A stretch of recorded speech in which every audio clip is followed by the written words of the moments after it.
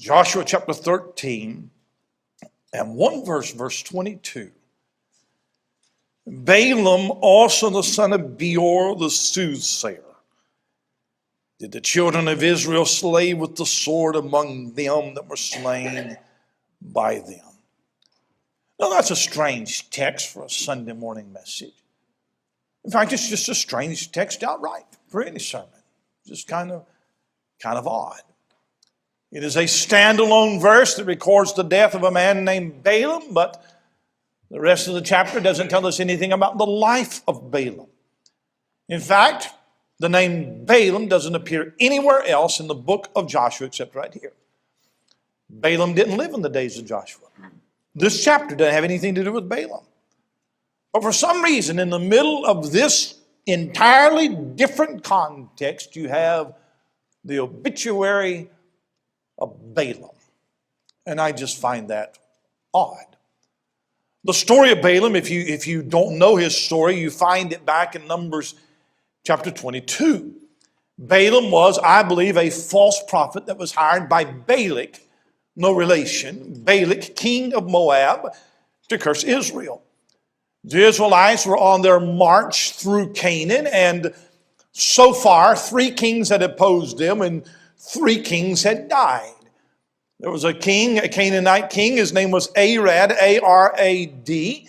He had attacked the young nation, had taken some of their women captive, but the Israelites defeated Arad. You never hear his name again in all of history. Then you had a king named Sihon. He's the king of the Amorites. And he wouldn't allow the Israelites safe passage through his land. He decided to amass an army against them, and he lost. You never hear about Sihon again in the rest of history. And then you have Og. He's the king of Bashan. And he thought that he would give it a whirl at stopping the Israelites. It didn't work for him either, and you never hear from him from the rest of history. Well, there's a king named Balak. Balak is the king of Moab, and he's watching all of this history play out before his eyes. And the Israelites are marching toward his, and he's saying, you know, they're getting big, and there's 2 or 3 million of them, and they're marching my way. It didn't work out for these other guys. It's not going to work out for me. I need to do something. He feels threatened by their numbers, and I need to come up with a plan before they get any closer. And so Balak comes upon a devious plan. I'm not going to go fight them. That's not working out. Here's what I'm going to do. I'm going to find a diviner. I'm going to find a seer. I'm going to find a fortune teller, basically, that has connections to the spirit underworld, and I'm going to see if he will come and curse the Israelites. He was a suspicious kind of guy. And so we're going to put a curse on them. That's what we're going to do. We're instead of fighting them, if you can't beat them, then join them. I'm going to put a curse on them. That's what's going to happen. Well, I need the best man. I need the best diviner. I need the best seer. I need the best fortune teller that I can find. And really the best man for the job is Balaam. Balaam is the man that I want. Now the only biographical information that we have on Balaam is that he was the son of Beor and he was from Pethor. That doesn't help us. We don't know who Beor was. And we don't really know where Pethor was, but the best guess is that it was a river on the Euphrates River, and it was about 370 miles away from Moab. So that tells you that Balaam is not a local man. He lives a long distance off, but that's no problem for a king. Balak says, I want the very best. If I have to go around the world to get him, if he's 370 miles away, no problem. I want the best man for the job. So Balak, the king of Moab, he sends a delegation of ambassadors on their way to Pethor, where Balaam lives. It would have taken them by camelback 20 to 25 days just to get there. And when they get there, they're upfront about what they're asking. They don't beat around the bush. There is a people that is encroaching upon our land. They are more than in number than us, and we don't believe that we can beat them. So we want you to come, and we want to curse these people so that we can drive them out. Now, it will seem like it if you go back and read Numbers 22, and I'm not for sake of time, but if you go back and read Numbers 22, it seems like that Balaam is hesitant. I personally believe that he was eager to do the job, that he saw the money they were offering, and he wanted to do that. But we got to sound spiritual, and so he said, I need to spend the night praying about this. Basically, let me pray about the decision that I've already made and see if I can get God to approve the decision that I already know I'm going to do. And Balaam said, let me pray about it. And that night, God came to him in a vision, made it crystal clear, you are not to go. And you are not to curse the people that I have blessed. And the vision was so strong that Balaam had to decline the offer. And so the men get on their camels. They go another 25 days, 370 miles back to Moab. But the bad news to Balak, king of Moab. But kings don't usually take no for an answer. Balak said, that doesn't change anything. I'm going to have Balaam to do this job for me. So he sends more men, more important men with more money back to Pethor, 370 miles away, 20 to 25 days on camelback. Another knock on the door, another delegation requesting the services that you come and curse the Israelites. And here's what Balaam says. He says, if you gave me a house full of gold and silver, I can't go against the command of God.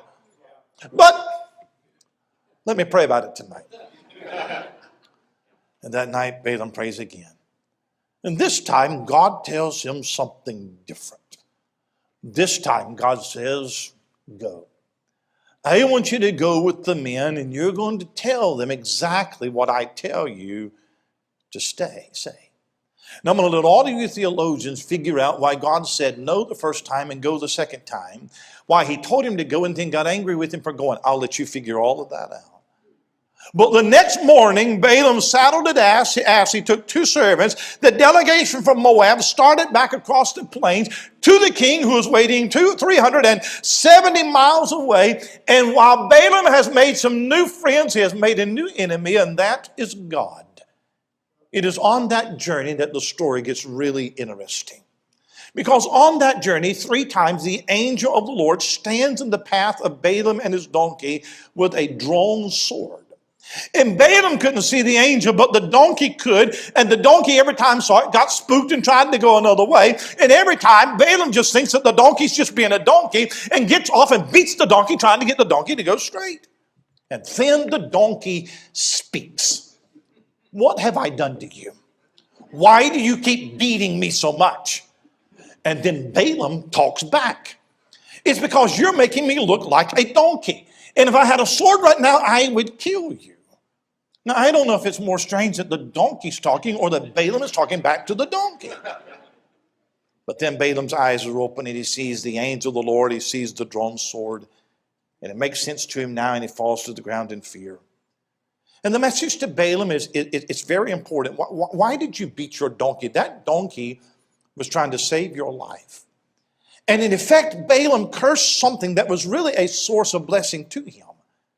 That was exactly what he was seeking to do with Israel. God had blessed Israel and made them a blessing to all the nations that favored them. And Balaam was going to go curse the very people that God had blessed. So Balaam has had enough. He's ready to forget the whole deal. No, I'm done. I'm going back home. The angel said, oh, no. No, you're going to go. But you're working for me now.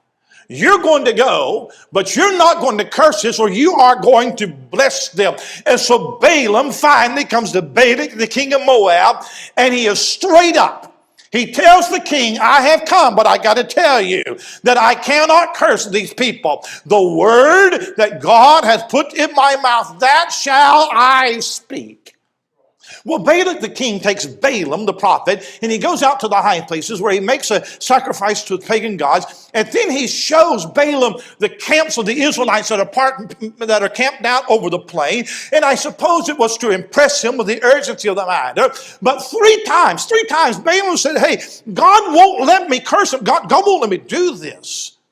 And it finally sinks into Balak's mind that Balaam has chickened out. So he sends him away. No reward, no money, no nothing.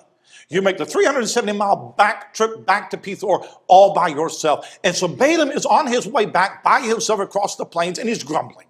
And he's thinking about all the money that he has missed out, and then it hits him. We've been using the wrong approach. We don't need to curse Israel. What we need to do is we need to figure out a way to get their God to curse them. You see, it was widely known that God had promised to bless his people, but the promise is conditional. One of the conditions is Leviticus chapter 18, regulated the sexual conduct of these people. And if they violated those commands, God would curse them. And so here's what Balak said, I don't need to curse them. I need to find a way to get God to curse them. If I could somehow seduce the Israelites to sin, doing something like say, I don't know, marrying the Moabites, then God would have no choice. Their God would have to curse them. If basically I can use God's faithfulness as a weapon against Israel. Man, he jumps on his donkey, he turns around, he heads back to the palace before Balak, the king of Moab. I've got a plan. I got a plan. If you can't beat them, then join them. This is the plan. And the king said, that'll work. So they passed the word to all the Moabites. All the Moabites got friendly. They started inviting the Israelites over for dinner. They befriended them on Facebook. They introduced their men to the women. This is the NIV version. And one thing led to another. Sexual immorality became the prevailing sin, and it worked. Instead of Balaam cursing Israel, God cursed them. He sent a plague. 24,000 Israelite men died. And that became the legacy of Balaam, the false prophet. Now, I don't believe that there is any controversy that Balaam was a false prophet. You find him speaking the word of the Lord, but it's under duress. He didn't speak it out of conviction. He spoke it out of compulsion. He didn't have any choice. He is a diviner that is for hire. He works for whoever can pay him. He made a living inquiring of any god that people ask him to. And so I believe he is a pagan, is what I believe. And if you have any question about that, Balaam is mentioned 3 times in the Old Testament, and all 3 times it is very negative, all right? I think he is a false prophet.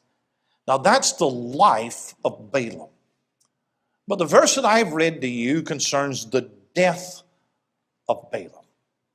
In Joshua chapter 13, our chapter, there is a recording, get this, of the divisions of the land of Canaan among the tribes of Israel.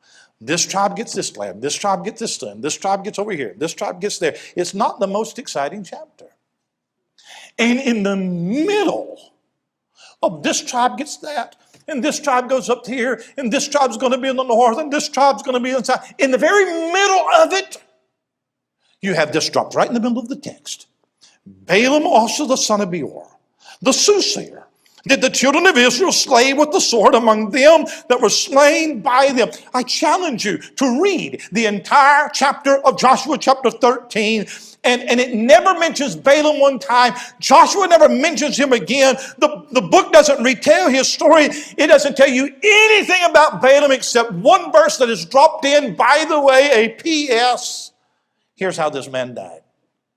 So what is so significant about the death of Balaam? Well, the death of Balaam actually takes place in Numbers 31. Would you turn there with me? Here's where Balaam actually died. Numbers chapter 31, and look if you would in verse number 8. Numbers 31 and verse number 8, they slew the kings of Midian, beside the rest of them that were slain, namely Evi and Recham and Zur and Hur and Reba, 5 kings of Midian. Balaam also the son of Beor they slew with the sword. Here's what happened. The Lord had told Moses to take 12,000 men, go to war against the Midianites and avenge yourselves of them. And so they go to war, they kill all the Midianite males, and somehow Balaam gets caught up in that battle, and he is killed with the Midianites. And for some reason, years later, Joshua somehow records that information again, information that they already knew and that does not fit the Joshua narrative. This is where he died. But in Joshua 13, remember, this is how Balaam died. And so I pondered the text. Why is that there? Why is his death mentioned twice? Why does it matter how Balaam died? And I believe that there is a very powerful lesson. Come back to Numbers chapter 23. Numbers chapter 23. This is where Balaam is standing before Balak, king of Moab, and explaining to the king why I am not going to curse Israel. And so he says in Numbers chapter 23, in verse 5, the Lord put a word in Balaam's mouth and said, return unto Balak, and thus shalt thou speak. He returned to him, and lo, he stood by his burnt sacrifice, he and all the princes of Moab. And he took up his parable and said, Balak, the king of Moab, have brought me from Aram out of the mountains of the east, saying, come, curse me, Jacob, and come defy Israel. How shall I curse whom God hath not cursed? How shall I defy whom the Lord hath not defied? For from the top of the rocks I see him, and from the hills I behold him. Lo, the people shall dwell alone, and shall not be reckoned among the nations. Watch verse number 10. This is Balaam talking. Who can count the dust of Jacob and the number of the fourth part of Israel? Watch this. Let me die the death of the righteous, and let my last end be like his. I don't know why Balaam made that statement. Does he have a sense that God is going to kill him? I don't know. But here's what he says. He says, let me die the death of the righteous. I hope that I die a peaceful death. But he didn't. He died in the battle against the Israelites. He died fighting for the Midianites, slain with the sword, bloody corpse lying in the field, a disgraceful end to a disgraceful life. And that is not how he wanted to die. He says, let me die the death of the righteous. I don't want to die like this. I don't want my end to be like that. I want a noble death. I want a peaceful death. I want kind words spoken over me at my funeral. I want lots of mourners. I don't want it to be like the wicked. I want it to be like the righteous. But it was not to be so for Balaam. Do you know how Balaam died? He died as he lived. He died the death that he deserved. But did you know that every man wants to die the death of the righteous? And nobody wants to die as a drug addict in the back alley somewhere. Nobody wants to die with their name in disgrace and dishonor. If I have to die, let me die peacefully. Let me die in sleep. Let me die with peace in my soul. Let me die in calmness. Let me die with a good name so people will mourn properly at my funeral. Let me die having lived a good life. Let me not die knowing what's on the other side. That's how I want to die. But there is a marked difference between how the wicked die and how the righteous die. And it doesn't mean that the wicked always die a cruel, torturous death. It doesn't mean that the righteous always die in comfort and ease. Because there's some wicked men that have the best of medical attention and the best doctors that money can buy. And so they're able to buy as much medicine and prolong life and to go out easily. And there are some righteous men who have died a martyr's death and their body tortured with pain and at the martyr's stake. So it has nothing to do with the comfort. The rich man in Luke 16 died a more comfortable death than did Lazarus. He died in luxury and wealth. Lazarus died a beggar on the street. So the conditions of death have little to do with the comfort in death. But the Bible speaks of the death of the sinner and the death of the righteous on totally different grounds. Psalm 116, precious in the sight of the Lord is the death of his saints. Revelation 14 and verse 13, blessed are the dead which die in the Lord from henceforth, that they may rest from their labors and their works do follow them. Proverbs 14:32, the wicked is driven away in his wickedness, but the righteous hath hope in his death. You see, just as there is a difference in how wicked men and righteous men live, there's a difference in how wicked men and righteous men die. There's been many, many wicked men that have laid on their deathbed trying to make last-minute amends with their Maker. But righteous men go to heaven knowing that all is well between me and the Lord. Wicked men, they try to make last-minute peace with their soul. But righteous men somehow die with peace flooding their soul. Wicked men, they die wondering what really lies beyond the grave. Righteous men are confident of what lies beyond the grave. Wicked men die with fear and terror. Righteous men die with hope and trust. Wicked men die and are cast into hell. Righteous men die and are welcomed into heaven. And how many times has a wicked man come to his deathbed and realized, I have played a fool all of my life.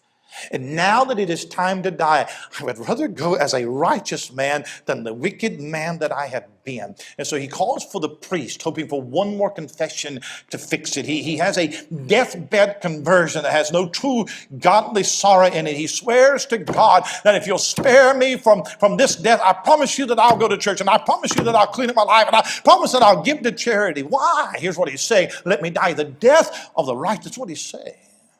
But why? If sin's good enough for living, why ain't it good enough for dying? If a man wants to live the life of the world, then why would you want to forsake the world when it's time to die? Why would you want to give it up then? I mean, Balaam, you want to die the death of the righteous? You mean you don't want to die as a false prophet? You don't want to die greedy of gold? You don't want to die cursed by God? You mean that you want to live a wicked life as a blasphemer and a diviner, but somehow go in peace into the next world? Is that what you're saying? Balaam had lived as a greedy false prophet, a soothsayer, an abomination that God desired to curse Israel for a pocket of gold, but he knows enough that I don't want to die that way. I'll live that way. I don't want to die that way. Psalm 37 and verse 35, I've seen the wicked in great power, spreading himself like a green bay tree. Yet he passed away, and lo, he was not. Yea, I sought him, could not be found. Mark the perfect man. Behold, the upright, for the end of that man is peace. But the transgressors shall be destroyed together. The end of the wicked shall be cut off. And the reality is that men usually die as they live.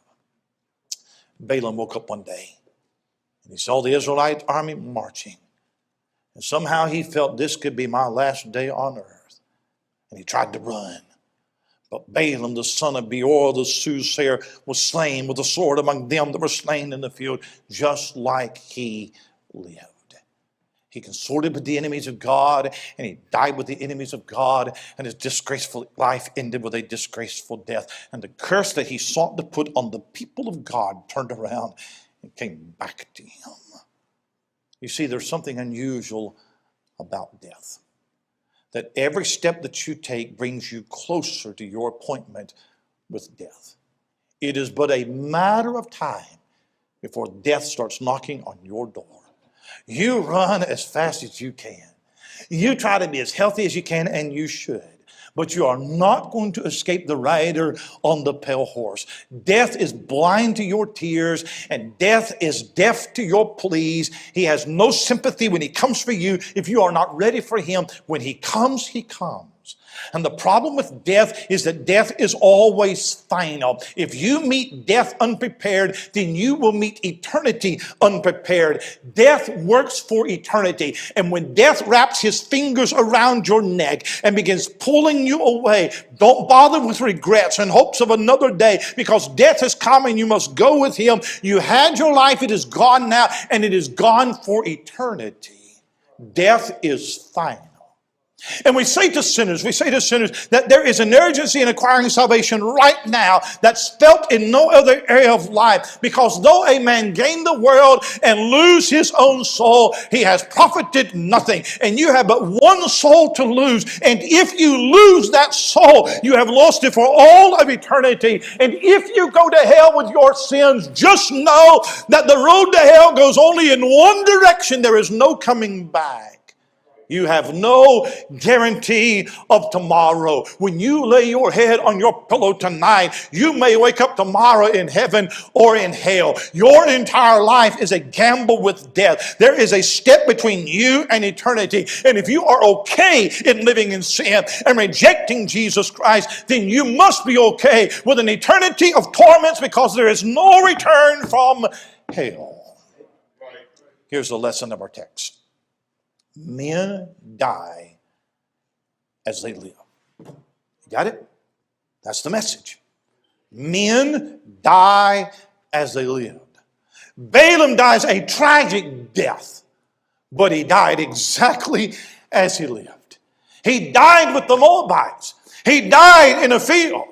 He died killed with a sword. Bloody corpse laying there. The wicked die the death of the wicked. The righteous die the death of the righteous. Do you have the message? That's it. We're going to go eat a hamburger if you got it. The wicked die the death of the wicked. And the righteous die the death of the righteous. Except for one man. You would never expect to see a righteous man die forsaken of God, cursed, punished for somebody else's sin. Nor would you ever expect to see a wicked man who has committed all kinds of sins die with any kind of peace in his soul, right? Because the wicked die the death of the wicked, and the righteous die the death of the righteous. But I would invite you to take a trip with me to Calvary's Hill. And I want you to see a spectacle that the world has never seen. There is a righteous man hanging on a cross, and he is dying a wicked man's death. His accusers knew that he was righteous because they had to make up some false charges against him. Innocent blood, no fault found in him, spotless lamb, my beloved son in whom I am well pleased. He never sinned, never crossed his mind. It never came from his lips. He never did sin with his hands. And when they cried, crucify him, Pilate had to say, why? What evil has he done? He is a righteous man. He hasn't done any crimes. All that he did was good. All that he did was heal the sick and raise the dead and preach truth and offer salvation to a hurting world. If there was ever a righteous man, that was a righteous man. And you would expect a righteous man to have his death attended to by 10,000 angels. You would expect this righteous man to die a righteous man's death. There's going to be hundreds of weeping mourners, and every king and every emperor is going to come, and they're going to attend his funeral. And the funeral procession is going to be hours and hours long. And who's going to stand and give the eulogy and talk about all the good that he's done? And surely he's going to die with calmness and tranquility and peace in his soul. A man who lived as righteous as he lived ought to be rewarded with a righteous man's death, right? But there he hangs. He has drank the cup of sin. He has been forsaken by his father. His visage is more marred than any other man. They're shooting their lip out at him. They're taunting him as he gasps for another breath. Listen to the curses of the blasphemer that's hanging next to him. And listen to the mocking of the priest. He saved others, himself he cannot save. And smitten and beaten and bloody and naked and thirsty and forsaken from God. Even God himself turns his back on him as darkness envelops the earth. And from the darkness I hear a righteous man say, my God, why hast thou forsaken me? I'll tell you why. It's because cursed is everyone that hangeth on a tree. What you see is you see a righteous man dying a wicked man's death. Not for his wickedness. Mine. Yours. He took my sin. He took my shame. He took my judgment. He took my death. That is the death that I deserved. I am the one that should be cursed of God. I am the one that should be forsaken of God. I am the one that should be paying for sins that I have done. But a righteous man dying the death of a wicked man. And sitting in this room right now are men and women who have committed every sin that is possible to commit. Liars and cheats and fornicators and drunks and blasphemers. And hell should have opened up a long time ago and swallowed all of us. And here's why. Because wicked men ought to die a wicked man's death. And every one of us deserves a sinner's death and a devil's hell. If you are lost and you're going to eternity without Christ, that is the best that you're going to have it right now. That's what we deserve. But one day, I came to Jesus Christ. And I told him how unworthy I was. And I confessed my sin. I called upon his name for forgiveness. And the great transfer is that my sin was laid upon him and his righteousness was made mine. And when the Father looks at me, he doesn't look at me in my sin. He sees me clothed in the righteousness of his Son. And by the way, he's not only made me righteous positionally, but he has made me righteous in that he has given me a new heart and a new life and a new desire. And you don't live like you used to live. You don't use the language that you used to use. You don't go to places that somebody help me now. You don't go to places that you used to go. You're not that man anymore. God looks at you as righteous, but the world sees you as righteous too, because Christ has made you a brand new you. And one day, it'll be my time to go. One day it'll be your time to go. And one day you will die with peace in your heart. You will die with assurance of heaven in your soul. You will die with no sins to atone for, no priest to confess to, no fear of the grave. You deserve to burn in hell. But because a righteous man died a wicked man's death, that a bunch of wicked old sinners can one day die a righteous man's death. How many of you are glad to be saved this morning? Saved. Aren't you thankful that Jesus Christ died on a cross for you? Gave you his righteousness, that God looks at you not as that wicked man that you were, but sees you in the righteousness of Christ. And one day I don't have to die like that wicked man does, but one day I die the death of the righteous. If you're not saved, I don't know why you wouldn't get saved today.